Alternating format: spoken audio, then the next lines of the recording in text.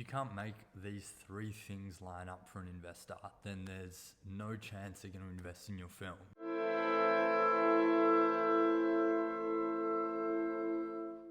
The three reasons why a private investor is going to invest in your film comes down to these. Number one, they have disposable income to invest in high risk alternative assets. So that sounds like a mouthful, but basically what that means is that they've got extra income left over that they can use to invest in things like film that are so high risk, as opposed to investing in something like property or shares, or something that's a lot safer, a lot more proven, a lot less risky than film. So what's important to keep in mind is that the proportion is always important to think about. So, they could invest a small amount as long as they have that disposable income left over. So the more disposable income that they have, the more they're going to have available for these high risk alternative investments, the more they're going to be able to invest in your film. And so that's why typically when you're going out and trying to raise private investment for a film, you're going after high net worth individuals who have a lot of that disposable income that they can invest. So that's number one. You need that, and it's the amount is always proportionate to the amount of income that person is bringing in, which is why you go after the high net worth, because hopefully they've got more available to spend on something like film. So that's number one. Absolutely prerequisite to even getting to the next two. So number two on the list is there are emotional drivers that cause them to want to invest into the project.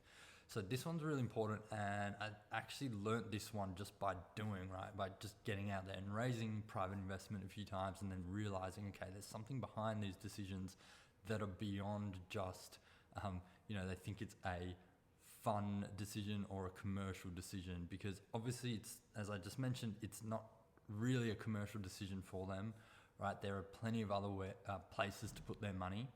And so there has to be something else that, the risk is there for them. And so they need some sort of hook. They need some sort of emotional reason as to why they're going to invest in the project. So in my experience, those emotional drivers usually come down to a few things. Number one is relationship with the filmmakers. That one's always important. And it's really probably the strongest factor. And that one can actually be layered on top of these other factors that I'm going to tell you. But if you start with having a relationship with that person and then add on these other factors, that's even better.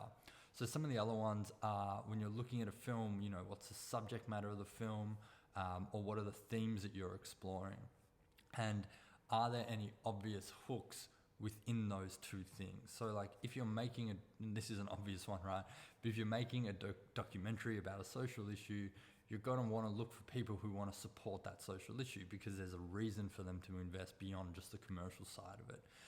And so if you're making a narrative film, this is where you've really got to dig into the project and try and think about what those emotional hooks can be. So that's for film. The other hooks that you can find is with the filmmaker. So that could be, is it the location that the filmmaker's from? If they're from a town or a city, are there people that want to support filmmaking in that area?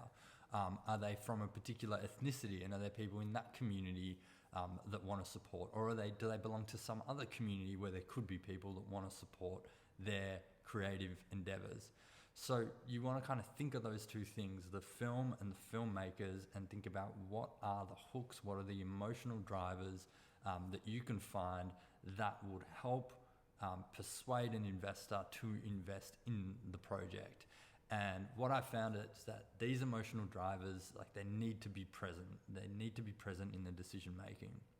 Now, another one could be status. So what I mean by status is simply that investor wants, they have an interest in film, or maybe they just want to have a reason to be able to, go to a dinner party and talk about this film that they're supporting. Now, usually what I found with the status one is that those people already have an interest in the arts. That's typically what I see. And so film is just an extension of that interest in the arts and that support that they already give to the arts. So that's the second one, emotional drivers. You need those. And then the third one is that the numbers need to stack up. So you can find the high net worths, you can have those emotional drivers, but if you can't show investors a very clear and articulated way of how you're going to bring their investment back in terms of the waterfall, like how do you see the revenue coming through that waterfall and paying them back, and what does that look like on like a low, mid and high projection? So that's number one. And number two, just being able to articulate in their language, not the language that you would use in like a lookbook or a treatment, but in their business financial language, you know, how the film is going to be structured financially, how the revenue is going to come back, what the distribution plan is, what the marketing plan is, why they should invest, why your film is different, how it's going to stand out in the marketplace. Those are the things that you need to be able to convey to investors so that they have confidence that you at least know what you're talking about, right? Like you at least understand how you're going to try to generate a return.